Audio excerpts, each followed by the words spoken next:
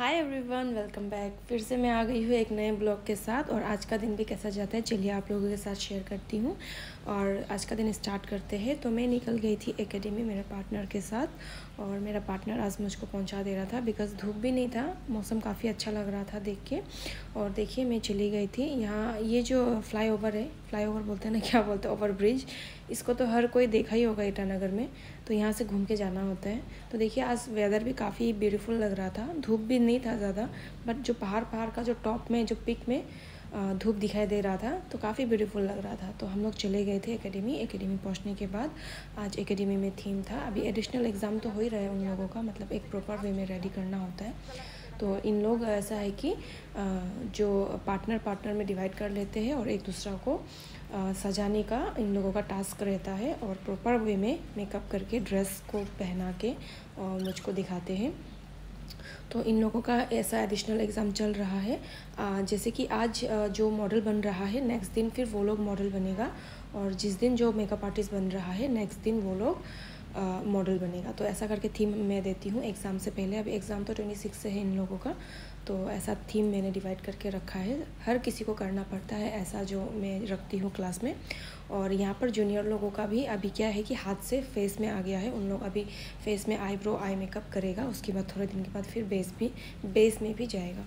और उसके बाद यहाँ पे शूट वगैरह हो रहा था, और यहाँ पे मैं बोल रही थी इन लोगों का पूरा प्रॉपर टास्क रहता है, वीडियो बनाना, रील्स बनाना, फोटोग्राफी करना, मेकअप करना, ड्रेस पहनाना, सब कुछ मेकअप आर्टिस्ट को ही करना होता है। बिकॉज़ जब हम फील्ड में काम करने जाते हैं तो मेकअप आर्टिस्ट को ही हर चीज़ करना पड़ता है। तो इसीलिए क्लास में मैं प्रैक्टिस करवाती हूँ, हर चीज़ जो स्टूडेंट्स हैं उन लोग से ही मैं करवाती हूँ, सिखाती हूँ, उसके बाद मैं टास्क देती हूँ और उन लोग कंप्लीट भी करता है। ये उन लोगों का फाइनल लुक था और हो गया था शाम, और मेरा पापा आ गया था एकेडमी। किसी का घर में कुछ काम से ही आया था, बट उन्होंने सोचा कि मुझसे भी मिलकर चले जाए। तो पापा आ गया था और पापा को मैंने यहाँ पर बिठा लिया था और थोड़ा वीडियो कर दिया था, और पापा को मैंने तारीफ़ कर दिया था, वाह आज शर्ट तो बहुत हीरो जैसा आप पहन के आया। तो पापा ने बोला कि तुम्हारा भैया का शर्ट है भैया का शर्ट चोरी करके पहन के आ गया था पापा, और पापा को काफ़ी हैंडसम लग रहा था।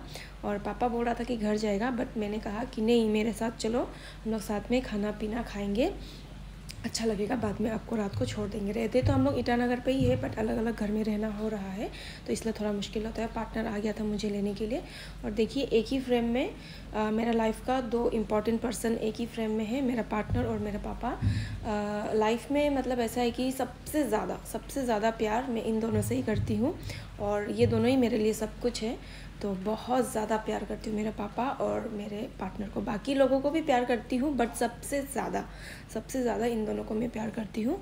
और ये दोनों भी मुझे बहुत प्यार करता है, बहुत केयर करता है, तो काफ़ी अच्छा लगता है दिल से। और घर पहुँचते ही देखिए पगलू का बदमाशी शुरू हो गया था, और पगलू मेरा साथ थोड़ा खेल लिया था। इसको पकड़ के रखना होता है, नहीं तो ये कहाँ कहाँ जंप मार देगा। ये थोड़ा रिस्क है, पापा आने के बाद ये तो पूरा जंप मारा था, शर्ट को फाड़ देने के लिए ट्राई कर रहा था, तो मेरा पार्टनर इसको थोड़ा बाहर निकाल दिया, और उसके बाद वो बाहर में ही था, नहीं तो शर्ट वार्ट ये फाड़ देता। और देखिए पार्टनर और मेरा पापा को मैंने मार्केट भेज दिया था कुछ सामान लाने के लिए। तो कालाकंद जो था वो तो अच्छा था खाने के लिए, लेकिन ये जो रसगुल्ला था इतना टाइट था, मतलब शायद पुराना रसगुल्ला दिया होगा फ्रिज में रख के। मतलब ये तो इतना, मैं इसको प्रेस कर रही थी, दबा रही थी उसका पानी को गिराने के लिए, बट ये तो हो ही नहीं रहा था। अंदर में इसका पानी जैसे का वैसे था।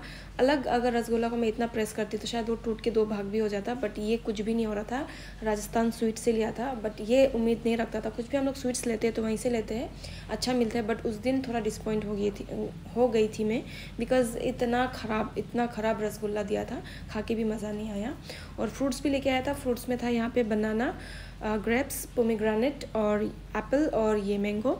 इसका बनने वाला था अभी कास्टर्ड। मैं बना रही थी कास्टर्ड, और घर में तो बनाने का समय होता नहीं और पापा को खिलाने का भी मौका नहीं मिलता है, तो मैंने सोचा आज रात को ही बना के पापा को भी थोड़ा भेज देगा, पापा भी खा लेगा इसी बहाना।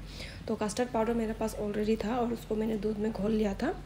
घोलने के बाद दूसरा साइड में मेरा दीदी खाना भी बना रहा था, खाना सब्जी भी वहाँ रेडी हो रहा था, और यहाँ पे कास्टर्ड के लिए मैं तैयार कर रही थी। और साथ में पापा भी था, साथ में मेरा पापा भी हेल्प कर रहा था, और मेरा पार्टनर भी जो फिश का जो प्रॉन होता है, जो इच्छा मास बोलते हैं हम लोग हिंदी में, तो वो प्रॉन बनाया था मेरा पार्टनर ने, काफ़ी टेस्टी से बनाया था। और दीदी खाना सब्जी बनाया था। खाना कुकिंग में मेरा थोड़ा रुचि कम है, मैं इतना कुकिंग करती नहीं हूँ, बट दीदी अच्छा कुकिंग करता है और मेरा पार्टनर भी अच्छा कुकिंग करता है, मेरा पापा भी और मेरा भैया भी अच्छा कुकिंग करता है, ख़ानदान में सभी अच्छा कुकिंग करने वाला ही है। तो रात को और वीडियो करने का मौका नहीं मिला, खाना वाना खा के पापा चले गए थे। और नेक्स्ट दिन देखिए मेरा से क्या कांड हो गया, मतलब मेरा हाथ से ये पैलेट जो गिर गया। और ये फॉरएवर 52 का पैलेट है, करीबन 3000 रुपीज़ का है। और ऐसा गिर गया, मतलब मेरा दिल, मतलब क्या बताऊँ, एक मेकअप आर्टिस्ट है, एक मेकअप आर्टिस्ट का दर्द को समझ सकता है। एक मेकअप आर्टिस्ट अगर होगा तो उसको समझ में आएगा कि कितना हर्ट होता है भाई साहब, इतना हर्ट, मतलब क्या बताऊँ। मूड तो ऐसे ही ख़राब हो गया था मेरा, पैलेट जब जैसे गिर के टूट गया। तो यहाँ पे मेरा पार्टनर पास्ता बना लिया था, पास्ता में खा लिया था। और पार्टनर का छुट्टी था, इसलिए पार्टनर ने पास्ता बना के मुझे खिलाया। और काफ़ी धूप था, पार्टनर एक्चुअली मुझे पहुंचाने के लिए आया था ऊपर तक बाइक में, लेकिन मैंने मना कर दिया कि काफ़ी धूप है कि तुम चले जाओ, मैं टेम्पो से चली जाती हूँ। और मैं टेम्पो से चली गई थी, बिकॉज टेम्पो में तो एटलीस्ट धूप से प्रोटेक्शन ज़रूर होगा, इसीलिए मैं टेम्पो से चली गई थी। और पार्टनर को मैंने वापस भेज दिया था।